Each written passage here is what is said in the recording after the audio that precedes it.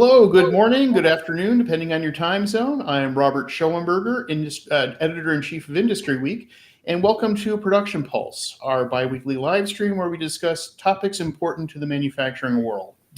And no surprise, today we're going to be talking tariffs because the landscape has changed. I don't think it's an exaggeration to say the Trump administration announcements yesterday about 10% tariffs across the board for the entire world, and tariffs as high as 70% on some countries, is the biggest change to the manufacturing landscape since the COVID-19 pandemic disrupted supply chains a few years ago. There's a lot we don't know. There's a lot we don't, it's going to take us a long time to understand some of the impacts of this. But we're going to try to start that discussion today by talking to our editors here at Industry Week about what we should be thinking about and how we can frame this debate as we look to see what the impact is going to be on manufacturing. So joining me today for this conversation are Laura Putre, who is our senior editor who covers she covers leadership in the auto industry, and both of those are going to be heavily affected by the announcements made today. Jill Jusko is our executive editor, and she covers continuous improvement. Anna Smith is our supply chain specialist, and Ryan Seacard covers workforce for us. Dennis Semeka, our senior technology editor, will be joining us shortly, and we'll hear about his take on how this is going to affect manufacturing technology. So first off, welcome to my wonderful staff of people. You're some of the best I've ever worked with, and I'm curious to hear what you have to say about how this is going to affect our industry. Let's start with you, Laura. Looking at leadership, this is going to be a huge challenge for manufacturing leaders just because we have to change on a dime. People have been importing goods from China or Asia or Europe for decades in many cases, and now they're going to have to figure out some changes. So based on your conversations with people, how are people going to handle something as radical as a complete change in the environment for trade globally?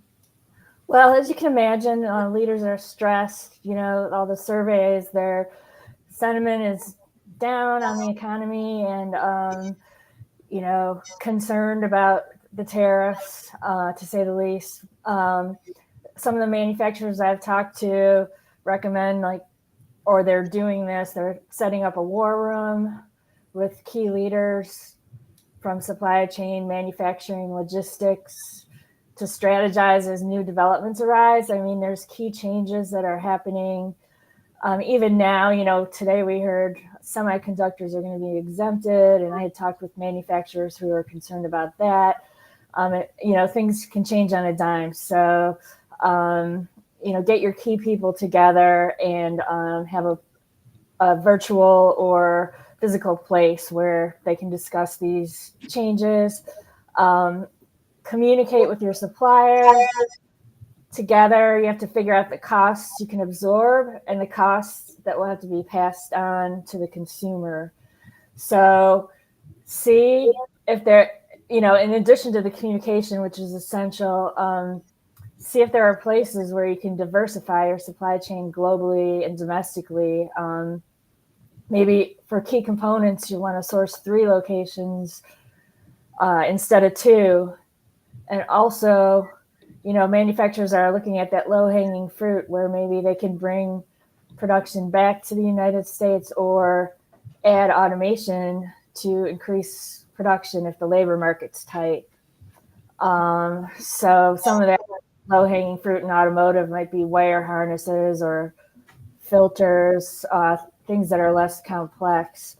And I would also recommend to be on top of trends and problem solving by being active in your industry organizations and talking to others in your industry and those adjacent to it. We're going to get into some of these individual strategies in a bit here as I talk to some of our colleagues here. We were talking offline just about the time frame for some of these things. You mentioned low-hanging fruit, increasing capacity to maybe make a product you already sell domestically with a domestic supply chain. Right. That can be done fairly quickly. When you start talking about changing entire product lines, that can be months or years of planning and investment. Right. You know, just I think that some of the auto manufacturers that do have flexible lines, and talk about auto later, but they will be at an advantage if they can switch up their production more quickly. I've talked to some a components manufacturer who he said he's able to bring his production back. They make air compressors for heavy trucks and both EV and ICE, and he can switch up that manufacturing on flexible lines. Less state of the art places might have more problems, and major retooling can take months. It can take 6 months. New equipment can take a year. Completely installing new equipment. So, there's manufacturers are seeing where they have the space and the tooling for bringing production back. Moving on to you, Jill, we talked about this a little bit earlier as well, that continuous improvement, lean, Six Sigma, you're not going to be able to have a Kaizen event to bring all of your foreign manufacturing into the U.S. or completely reshore your supply chain overnight. But that doesn't mean there isn't a huge role for continuous improvement to play as we go through these changes. Right. So, part of what continuous improvement is about. So you can make do with what you have, but it's also about improving what you have. So as I mentioned earlier in another conversation, so back in April of 2020, I wrote, so that was right during COVID. So I wrote that in times of crisis, that's when lean shines most brightly. And I quoted a lean practitioner who at the time wrote, although lean might seem fragile in crises because of low inventories, it's actually quite the opposite. And it's quite the opposite because lean thinking is about solving small crises, small problems daily, so that when a big problem hits, you've developed those mental habits about reacting and learning from one's reactions and relationships and building those reflexes so you're in a better place to deal with outages and their consequences. So there's that, which, if ever there's a need for reflexes, it's now. And continuous improvement is always and about problem solving, like Laura mentioned. It's about building a community of problem solvers. So in this instance, those problem solvers are, your teams and your plants, your teams that are running your enterprises. If ever there's a time to call on all of that knowledge, now is that time. With that said, so, practically speaking, what do these tariffs mean for continuous improvement? Well, it means a lot of things. One thing I would say, it would be the worst time to fall back on firefighting as a strategy. And that's probably for some going to be a hard thing to do. But it does also mean making use of these problem solvers if you have them. If you don't have them, develop them. But continuous improvement is going to play a role for manufacturers for whom these tariffs are an opportunity, as well as for whom these tariffs are a crisis. So, for example, I'm going to pose a couple of ideas. So back in COVID days, right, continuous improvement, we spoke to any number of manufacturers. Continuous improvement meant, we actually had to redesign a component because we couldn't get the parts we needed for the original design. So, that's one example of problem solving continuous improvement in that arena.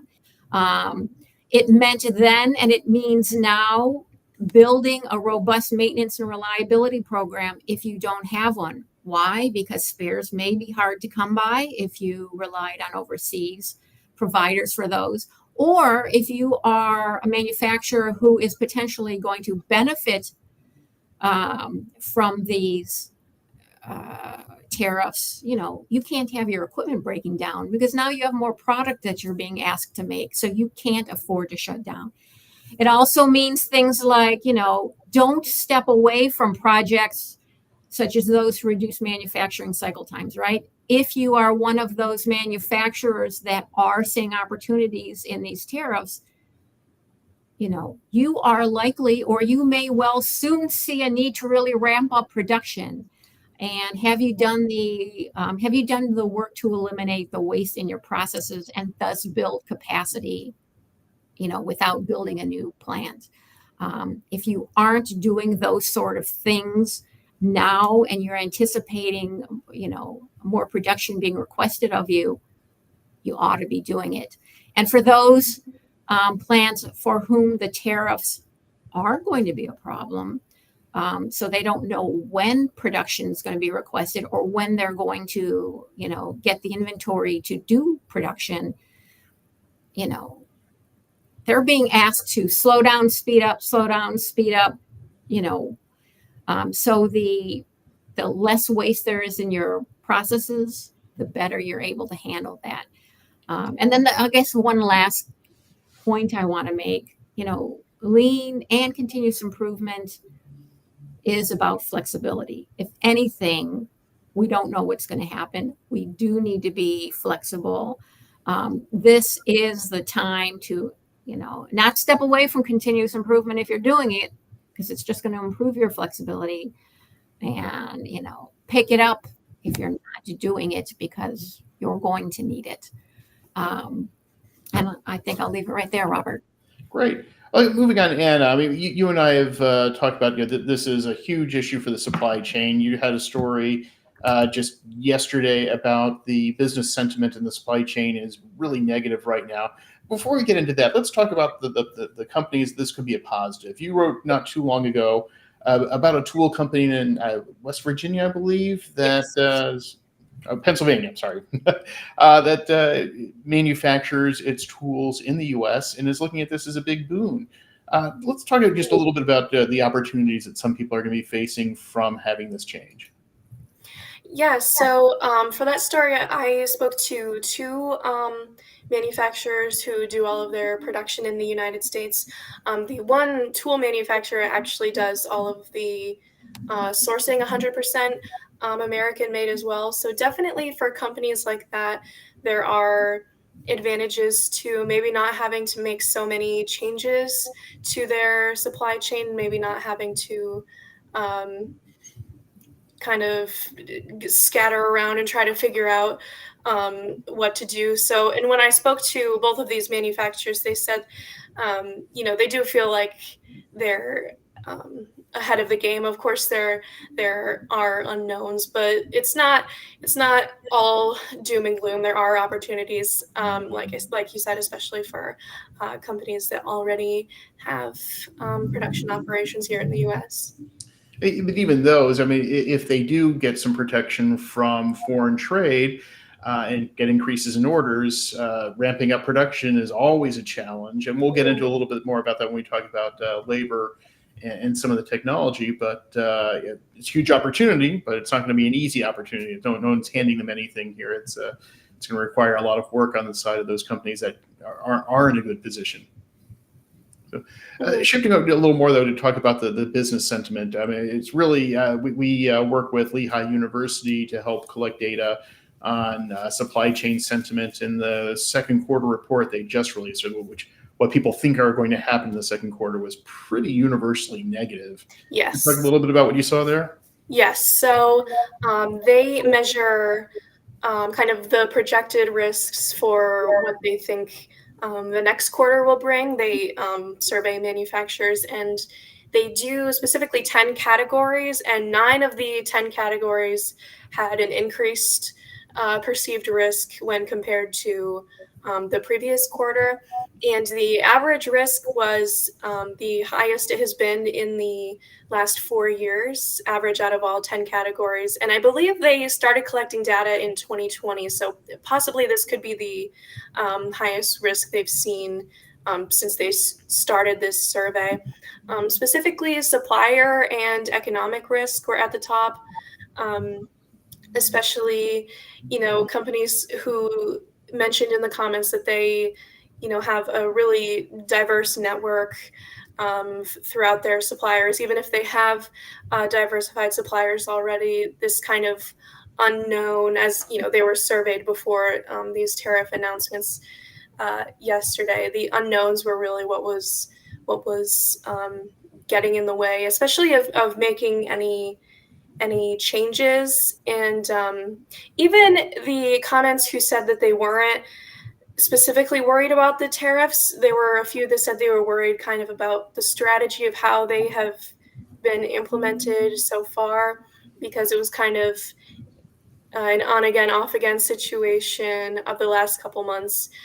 Now there might be a little bit more security in decision making now that there's more concrete tariffs and they know there's a little bit clearer view of what to expect in the future. But countermeasures that could appear, and any kind of negotiations that might happen might switch up what some of these tariffs are going to look like even in the near future. So there still is some of that uncertainty there. And so definitely a lot of increased worry for the future. And that was the main theme of the whole survey. So these tariffs are definitely having a large impact. And now that we have a little bit clearer view, it might be the anxiety might be a little decreased for the future, but it still is a up in the air if it will really be a short-term pain, long-term gain situation, like is being said. Great.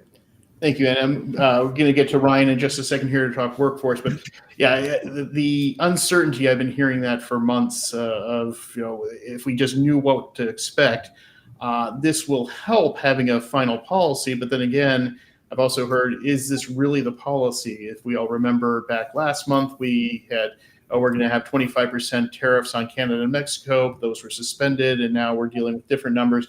It's very hard to know what the final number is going to be.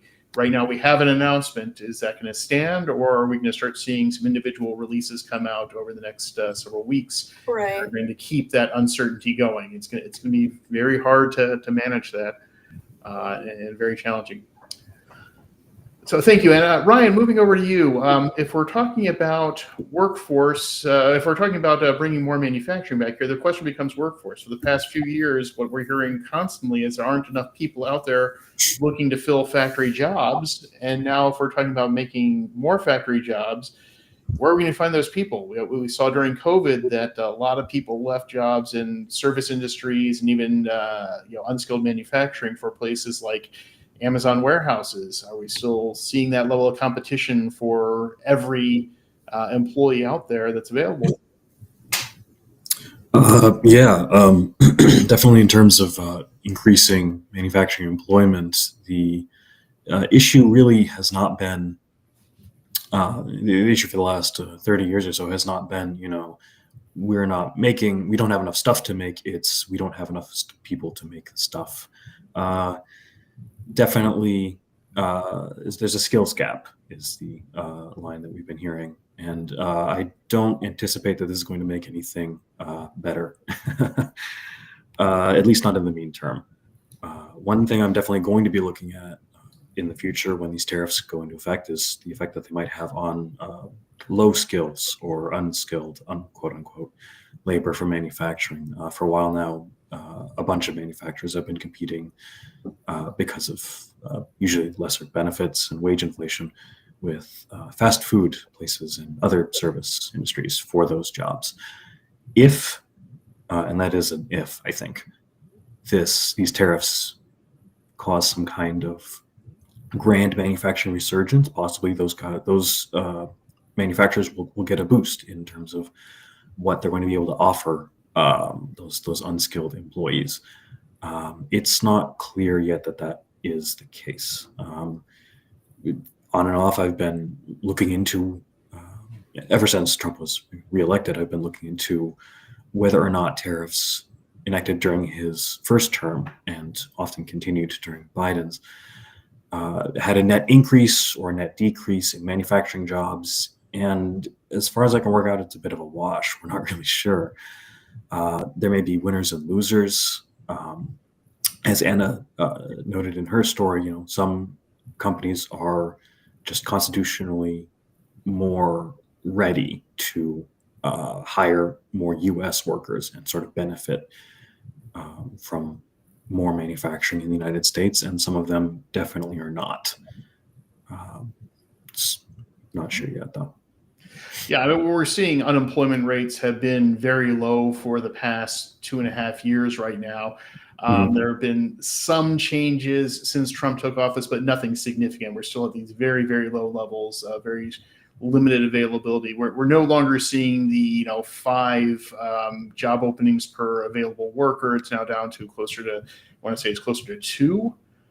Still a very big reversal from maybe pre-pandemic, going back to maybe Trump's first term, where there were more available jobs and there were more available people than available jobs. So that demographic shift is not helping manufacturing or any other industry out there find the people they need. So it's going to be a challenge. And Dennis, anytime I hear there aren't enough available workers, I hear automation companies and robotics suppliers saying, "Hey, it's time to buy more of our stuff." Is there a role for technology to play here? Can technology help America completely reshore what's everything that the administration wants brought back in? The first thing I think about is assembly operations, and I'm reminded of a factory. I'm sorry, just 1 second, Dennis. Your speaker is coming through a little. Maybe you could unplug those headphones. See if you can. Your speaker's not coming through properly. Or your microphone's not coming through properly. No? Oh, hold on a second. Let me switch. Sorry. Sorry. Okay. How's that? No, still not great. All right. Well, this is going to be worse than the headphones. And now my audio is this any better? It's not. Maybe if you can just sneak a little closer into that the microphone, and we'll see if we can make that work. Sorry about this, folks. It's you may have to come back to me. Always a challenge with live video. So give us just a second to bring Dennis back in. A couple of statistics I'll throw out there while we're waiting for while we're trying to figure that out. One issue is how much excess capacity is there in the market right now. I looked at some Fed numbers this morning. We're at about 78% capacity utilization for U.S. factories right now, which does not mean that there's 12% left for people to, or I'm sorry, 22% left for people to just go in and add to things right now. We generally consider full capacity utilization to be around 80%, because that means some factories are running overtime and over 100%, and others are running at about half speed. So 80% generally tends to be the federal target. And right now we're pretty darn close to that number. So if we want to talk about increasing capacity utilization as a way of meeting this demand, it really doesn't look like there's a ton of slack in that system right now. A little bit, but not a ton. All right, Dennis, you want to try that again if you're... Test. That's much better. Okay, there we go. So let's talk about technology. The technology editor has the most problem with the technology bit. So the first thing I think about is assembly operations, and I'm reminded of a plant that I toured late last year, story to come, where they managed to reshore. They were using batteries to put into modules, to put into larger machines. And they realized it was so much cheaper to use automation to build the modules here. It skips the delay. It also increases control over quality. So I think that's where robots will come into play for assembly operations. It also makes me think about robots as a service, which is still, at least in my experience, a burgeoning model.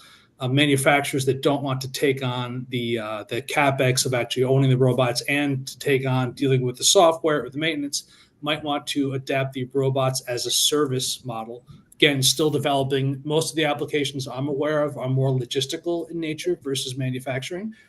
But I think automation definitely plays a part. What I mostly think about is semiconductors. And I think people might be in trouble. We have companies like Samsung and TSMC and Intel announcing new plants in the States. But as far as I know, those are for higher end chip production. And really, when it comes to more less complicated run-of-the-mill silicon, that's coming from Taiwan, namely from TSMC, who again, they have announced a plant in the US, but I don't know how complex that silicon is going to be. So laptops, smartphones, TVs, gaming consoles, all of those products are about to get a lot more expensive. Well, So the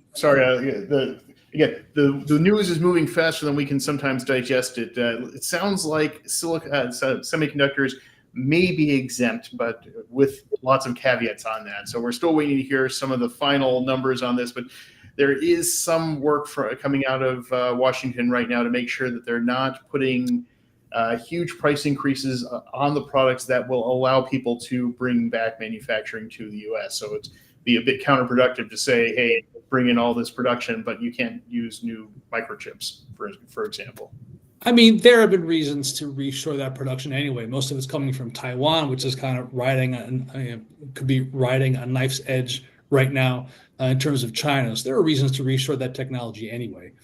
Even if there are going to be exemptions on what silicon is in silicon is in silicon. There's the low end stuff that goes into consumer electronics. There's the high end stuff that goes for R&D, is used for defense. So yeah, there are a couple of variables there, not just whether there are exemptions, but which silicon has exemptions. But I mean, who knows with this administration, right? They could drop the tariffs in a week and then obviates this whole conversation. But I think silicon is really the big question. You think about the number of industries that touches. That's what I'm most concerned about. I just don't think we have the potential to replace all that manufacturing here in the U.S. I just don't. It takes years to spin up fabs. You're talking about Taiwan controls. I want to say it's 80% or 90% of high-end silicon production. 80 to 90%. So what volume can these new fabs possibly put out to replace that in the short term? I mean, think the administration may be figuring that out and may have to grant those exceptions because it's just not possible. But to get back to traditional manufacturing, I think really it's assembly operations that companies might think about moving. I think Apple would probably be in that circumstance. I think their assembly operations are mostly in Asia, if I remember correctly, so they might want to move that over. But robotics, and again, robots as a service, I think you might see that model start to take off. Mm-hmm.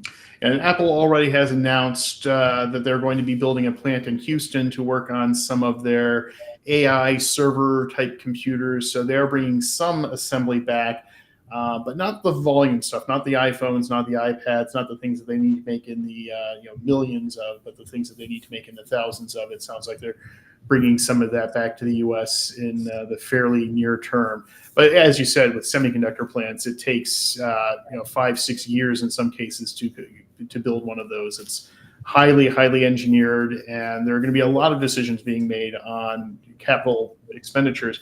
If we have to go greenfield, if we have to build an all-new facility, will it be finished by the time the Trump presidency ends? And is this policy going to last the presidency? And again, these are not knowable questions right now.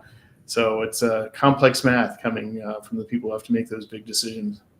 I don't know whether this is technology or not, but the conversation of brownfield versus greenfield plants. There are a lot of plants lying fallow in communities that already have all the infrastructure needed to run those plants. Does it make more sense, economic sense, to start refurbing brownfield plants, kind of spending a little bit to install new technology in those plants rather than going greenfield? If you just think about the volume of plants manufacturers might need, I think we might see some reconsiderations there in terms of whether companies want to start with new plants or try to refurb these existing plants that it might be kind of fewer capital investments in getting those brownfield plants going.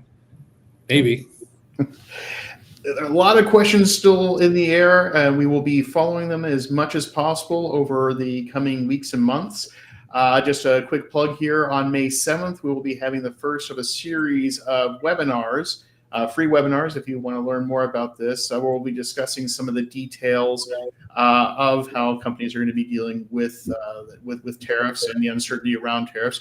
The first one is going to just be on that uncertainty question. How are companies managing this need to make long-term decisions based on very little knowledge right now of what the policies are going to look like and how it's going to affect their businesses. So it's a huge management challenge, and we'll be talking to some management experts in addition to some manufacturers who are involved with some of these decisions. And that will be noon Eastern on May 7th. You can take a look at the IndustryWeek website. We should have a registration page for that up shortly.